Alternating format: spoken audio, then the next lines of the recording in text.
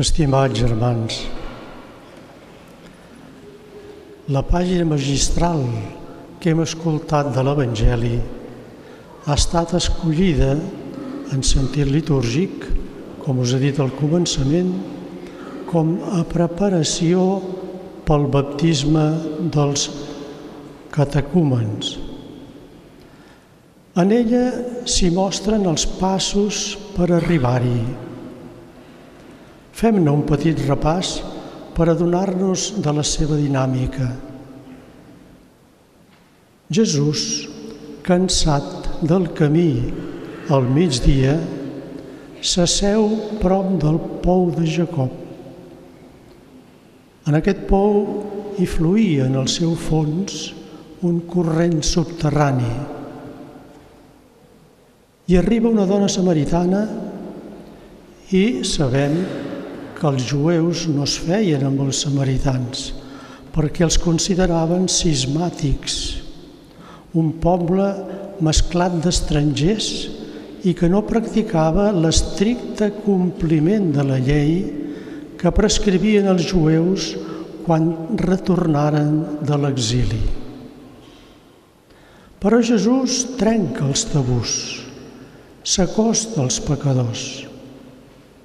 La conversió sempre és una vocació, una crida del Senyor.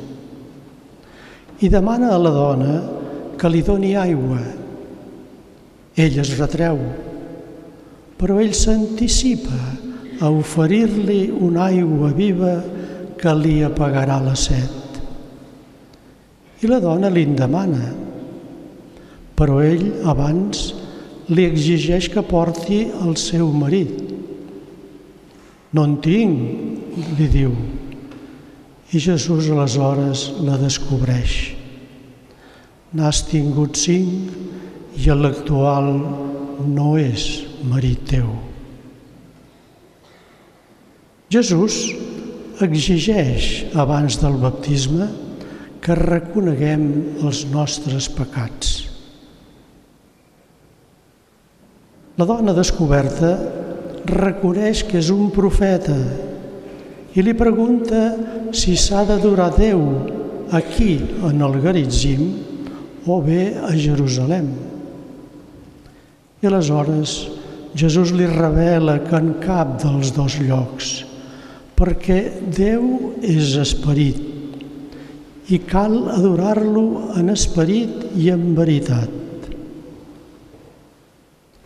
En aquesta frase revela que els cristians seran alliberats d'un lloc concret per adorar Déu, perquè seran temples de Déu, temples de l'Esperit ells mateixos. I això és el que donarà el baptisme, ser fills de Déu.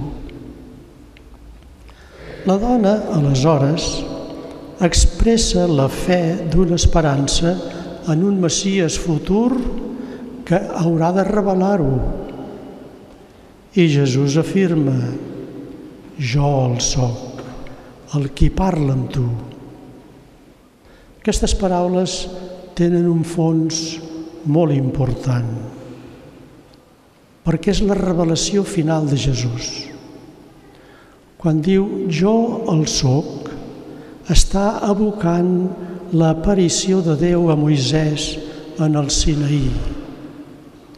I quan diu el qui parla amb tu, confirma que ell és la paraula de Déu. La dona se'n va escapada al poble a anunciar la presència d'un home que m'ha descobert tot el que jo he fet i els diu si no serà el Messies. I aleshores tothom va a l'encontre de Jesús per confirmar-ho. I Jesús es quedà, diu l'evangelista, 2 dies amb ells i els convenç a tots, perquè ho han escoltat de la seva boca i han cregut que aquest és el Salvador del món. Aquesta, germans, és la confessió final dels que han de rebre el baptisme. De la set física de Jesús hem passat a la set de veure créixer la collita. I aquest era precisament l'aliment de Jesús. Veure créixer els creients del Pare, veure créixer el regne, veure créixer els fills de Déu, els seus seguidors. Segurament que nosaltres no haurem hagut de fer tot aquest recorregut per arribar a la fe en Jesús, perquè vam ser batejats de petits, inconscients, i després en fórem instruïts. Però pregunto, de grans i fins ara, cerquem de forjar aquesta fe en el contacte personal amb Jesús? El busquem en l'estudi de l'Escriptura, en l'oració, en la participació dels sagraments?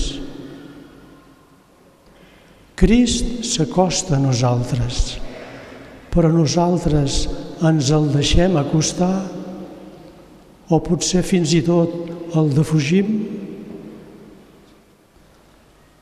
El temps de Quaresma ha de ser l'ocasió propícia per intensificar i aprofundir la nostra relació de comunió amb Jesús, en l'esperit i sota la mà bondadosa del Pare del cel.